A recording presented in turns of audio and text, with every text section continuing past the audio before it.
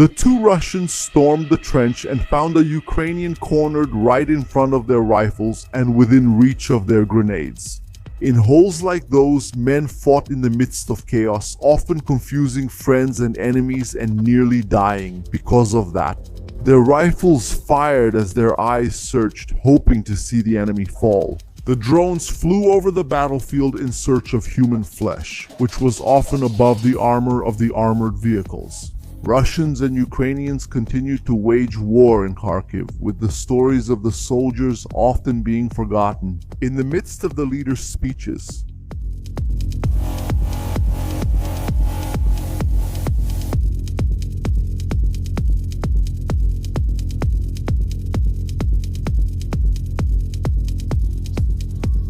the Ukrainians prepared for the worst in various parts of the front. In July 2024, one of the toughest combat areas was Kharkiv, which will be the focus of the following story. But first, it's necessary to show the situation these soldiers were living in and the atmosphere of the war. Because a large part of the Russian operation in northern Ukraine contributed to stretching the already thin Donetsk front lines even further. The situation was getting worse and worse, with the loss of territory and a slow but disturbing advance by the troops sent by the Kremlin.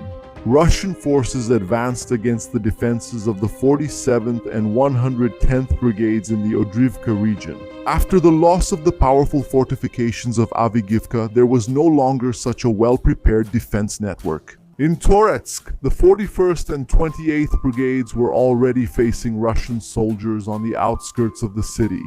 In June and July of that year, the Ukrainians had lost Staromayorsk and Rozheny in the south, a position that had been hard-won during the ill-fated Ukrainian counteroffensive. Last summer, the battle in New York, also in Donetsk, had begun, bringing Russian fury to a small, quiet village of less than 10,000 inhabitants, which would become the center of another fierce battle and put brigades like the 53rd in a difficult situation. The Ukrainians were living through a delicate moment in Donetsk, but in Kharkiv, despite so many difficulties, the fighting was more balanced. The counterattacks were causing chaos among the Russians and having an effect.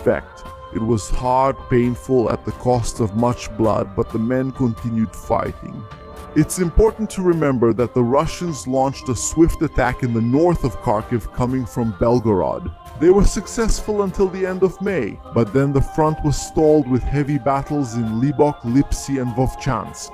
During this time, problems arose among the Russians. There were more and more reports from soldiers and officers about the chaos among the troops in Kharkiv, and that there weren't enough troops to break through the Ukrainian defenses. This wasn't always well received. For example, in July 2024, General Ivan Popov was convicted of fraud. The charge was embezzlement of funds amounting to up to $1 million. According to Russian channels, he sold scrap metal to raise funds for his troops, something done by many, and it was all a setup by his superior, General Valery Gerasimov Popov, who was very popular among the troops, fell out of favor in the Kremlin after publicly pointing out to his superiors the lack of adequate counter-battery systems to help repel Ukrainian artillery attacks.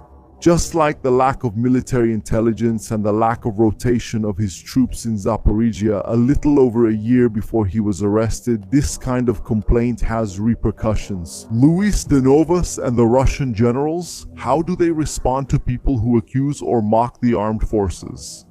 According to Romanov, a famous war correspondent Oleksiy, the offensive in Kharkiv already had a casualty cost as high as Avdiivka, if not higher. To make matters worse, it was commanded by General Lapp, who became known for leading the failed crossing of the Russian armed forces over the Siversk-Donets River in 2022. According to Romanov, there was a serious coordination problem, such as in the case where Russian soldiers attacked a building that was already under their control, suffering losses. He also called Kadyrov's Chechens influencers who hid behind conscripted troops. The Kadyrovites sought him out to confront him, and he made a video apologizing apologizing for his bravado. Russia. Anastasia Kashevarova made a complaint on behalf of the 26th Tank Brigade, exposing the practice of sending seriously wounded soldiers still recovering back to the battlefront. According to the soldiers, there is difficulty in replenishing the troops in defensive positions with reserves. Due to the numerous drone attacks, officers would send wounded men back or leave them in those locations.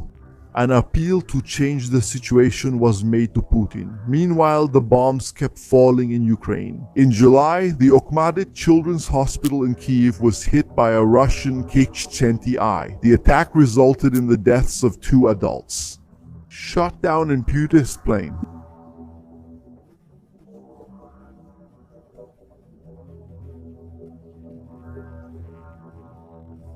Gorchkovsky Flamilia Upserie Albatskoye planted Lenderka and on the wall Georgsovskayani Brind, and with Melatonos lung in those small ones increasing.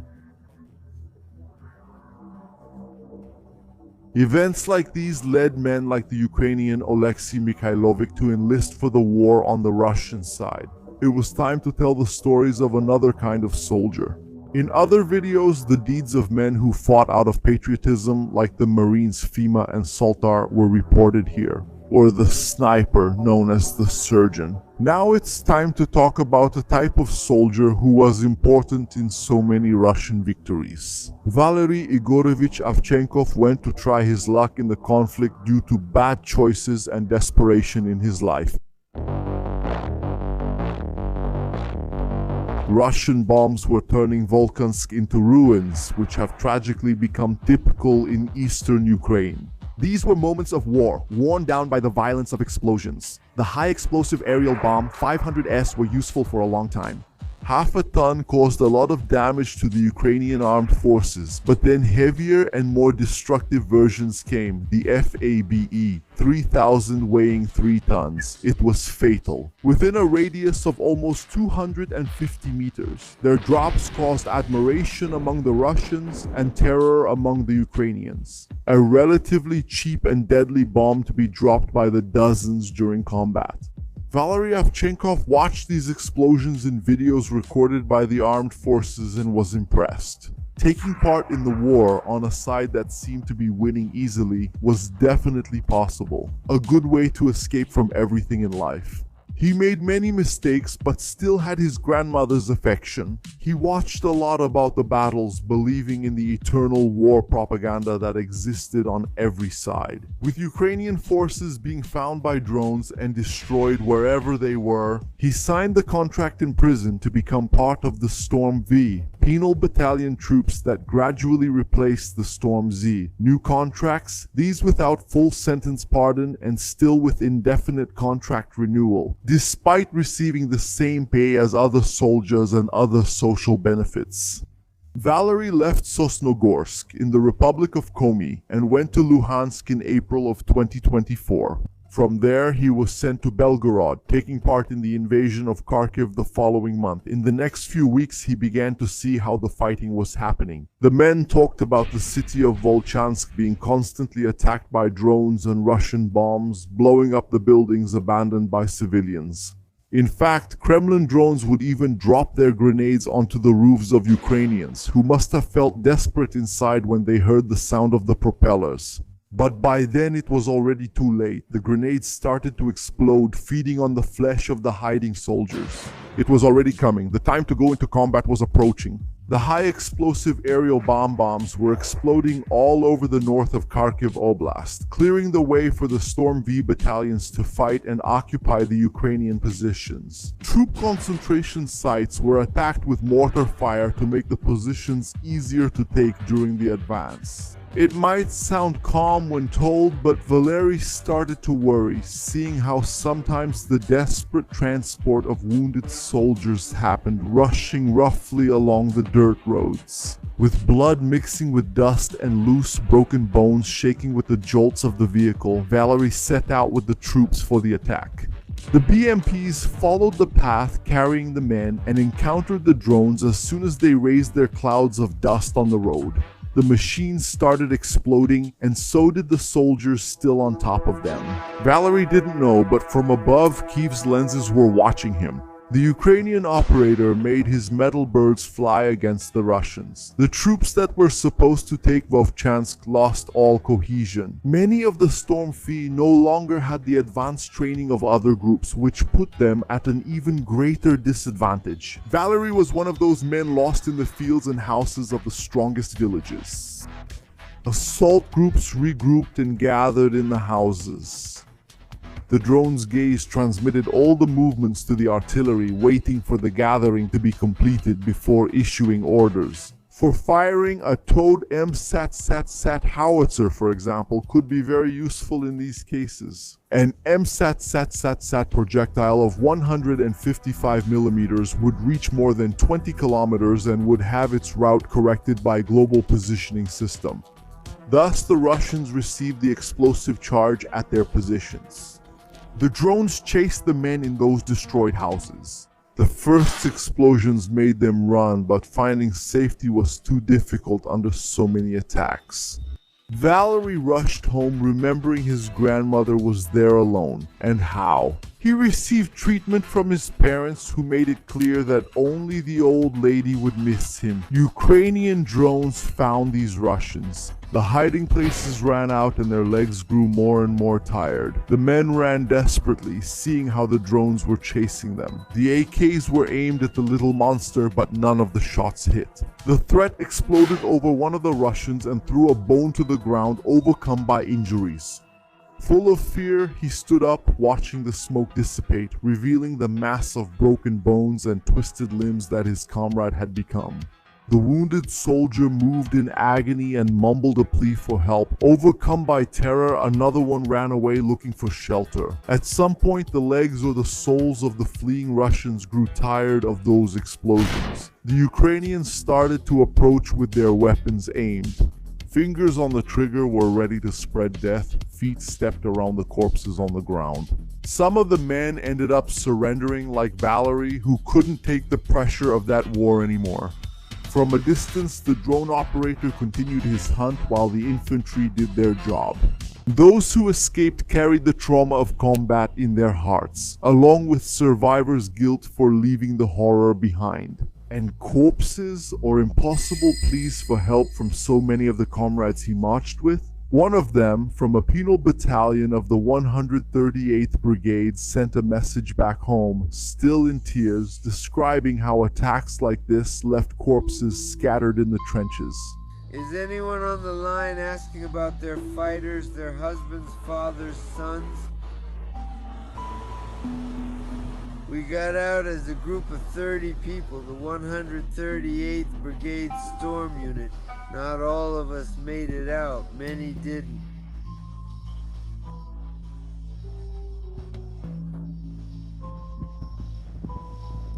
Out of 30 people, I got them out, brothers. Many were wounded, 200, 300. I myself was wounded. Sorry, yeah, I'm going. Hey there. They still chose. I bring more people.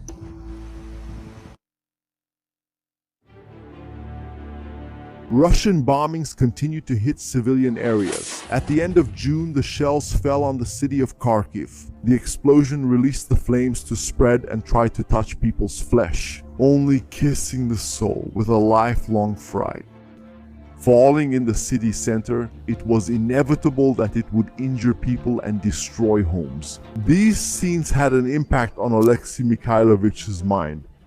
Memories of the time he lived in Novo-Mykolaiivka with his family echoed as he drove his supply truck. He decided to enlist after realizing deep down that this war was his. He was also about to feed the rabbits with his daughter when a cluster bomb fell next to his house. The shrapnel went through the garage wall and lodged in his flesh and in the flesh of the 6-year-old girl. She would walk again, even if being a ballerina was no longer an option.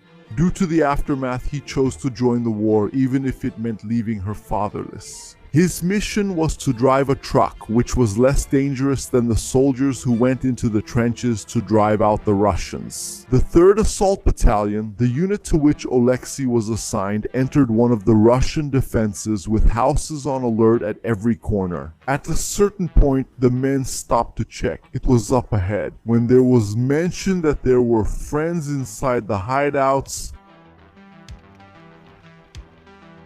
the shots that flew back showed what kind of friendship it was. The soldier, codenamed Adidas, fired back while retreating, lucky not to have been mortally wounded. The bullets came from each hand of his comrade, just to suppress and give Adidas time to reposition himself. Muffled voices shouted for a grenade to be thrown. More explosives flew into the Russian hideout, leaving them no chance to be removed from Lagaya. A fragmentation grenade didn't always have the necessary impact depending on the type and configuration of the bunker.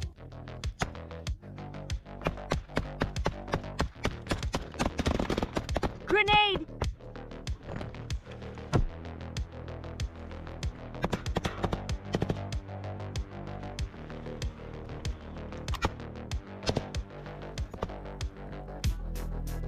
One of the men tried to use a smoke grenade to get the enemies out of there, shouting for them to surrender. Yes, boo! It was necessary to pay attention to keep the men focused even in areas that seemed to have no enemies. The trench was a confusing place where violence quickly climbed the steps toward death. The bears kept shooting back. The siege around them was closing in. The smoke filled their eyes with tears, dried out their throats. The earth flew around with more and more shots hitting the holes it flew around.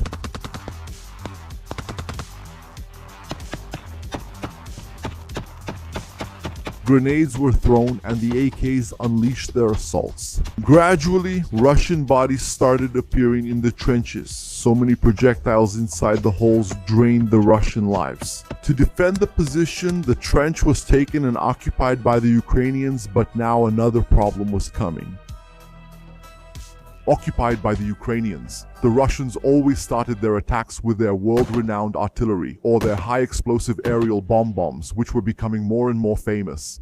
The high-explosive aerial bomb Vs were used in groups against enemy positions coming from the Suvs in a terrifying wave of destruction. With the coordinates set, the FABs fell on the trenches programmed by the unified gliding and correction modules programmed by the simple bombs. With such efficient weapons, it was difficult for the Ukrainians to supply these troops. Under these attacks, Oleksiy saw how these support units were hit with any movement. Kharkiv was a complicated area where drones and bombs competed for space in the air to reach their targets. A man had to escape death after his base was destroyed by drones. Lancet was lucky when he wasn't hit, lucky right in his vehicle. The armored vehicles, for example, were hit by first-person view drones from the 155th Russian Naval Infantry Brigade. If it didn't happen the first time, on the second, smoke came out of the vehicle announcing defeat. The Russians were smart. They identified equipment like the Ukrainian multiple launch rocket system Grad, one of the Soviet legacies, and started hiding among the trees to receive more ammunition like the ones Oleksiy was transporting in his truck. The Lancet drone from the Russian Marines got there before him, blowing up the artillery equipment.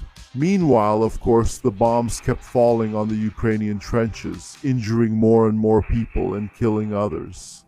With a lack of personnel, it was a problem to hold positions with so many wounded. Some battalions were operating at 35% of their capacity. This made the 3rd Assault Battalion look for volunteers among the support troops to occupy the captured positions.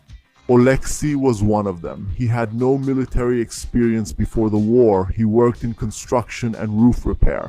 He learned to handle a rifle that year and then volunteered to go to the trench. He took up a difficult position. By mid-morning, something exploded at his observation post. Oleksiy and his companion were wounded, and the other soldiers tried to get the other one out of there. The attacks continued, nearly stopping the other men from being evacuated. In the middle of the explosions, Oleksiy crawled to the bunker where he started using bandages to treat his wounds and stayed hidden. While the Bears sent their troops to take the trench, one of the enemy tanks fired at him repeatedly until the earth covered him, leaving him almost completely trapped alone. All he could do was wait for night to fall so he could escape. The Ukrainians launched their drones to stop the assault. The little demon flew through the air, filled with smoke, searching for the armored target. Moving over the field, it locked onto the machine, seeing how the metal armor was full of soft flesh to be devoured by fire. The BMP-2 roared to a stop in front of the line of fire. Trees. With its soldiers gone, more reinforcements began to appear to continue the attack.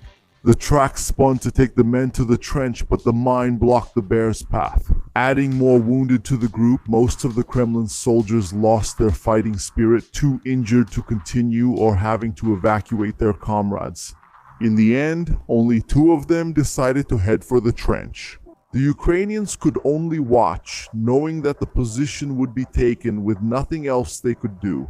Meanwhile, Oleksiy emerged from the ground and realized there were enemies nearby. When he heard a voice say that someone was still in the trench and that a grenade should be thrown, the explosive landed on the Ukrainian's back, but he grabbed a branch and pulled himself forward, which caused only a few fragments to pierce the flesh in his arm and sides. Explosive. At that moment, Suaka was already firing his projectiles amid the smoke and flying dirt all around.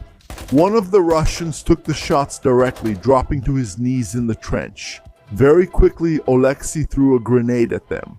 The explosive landed among their bodies. They couldn't even move before the fire and smoke expanded, now throwing the second one to the ground. Distressed, the Ukrainian tried to reload his rifle to continue shooting, but the sling got caught. He could easily be hit by the Russian, who was still alive. But luckily he managed to ready his weapon and aim it at the enemies, emptying the magazine. In desperation, there was no room for mercy. He, just one man in an almost overrun trench, kept firing until there was no doubt he wouldn't be shot in the back.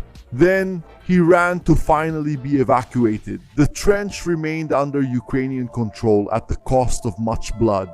The fact that the troops needed choices like Oleksiy's to hold their positions revealed the harsh situation Ukraine faced in the fighting. A volunteer like him secured a small victory which earned him a medal and shrapnel, as well as Russian corpses in the holes. But there were many more trenches where the fighting would take place, and Oleksiy was just another wounded man.